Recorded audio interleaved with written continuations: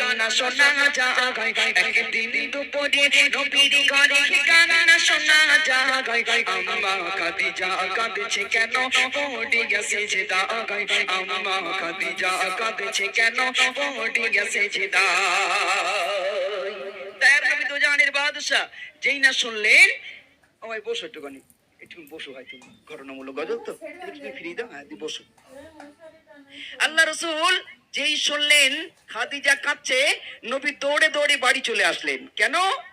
স্বামী স্ত্রীর ভালোবাসা। যেই শুনলেন খাদিজা কাঁদছে, নবী ছুটে ছুটে বাড়ি চলে আসলেন। দরজায় টোকা দিলেন, খাদিজা ও খাদিজা কাঁদো কেন, কি হয়েছে তোমার? কি কেউ বকেছে নাকি কেউ অপমান করেছে নাকি আমি গরিব নবী তোমাকে ভালো মন্দ দুবেলা দুমুঠো ভালো খেতে দিতে পারি না, ভালো পোশাক দিতে পারি না, তাই কি তুমি রাগ করেছো খাদিজা? কাঁদো কেন?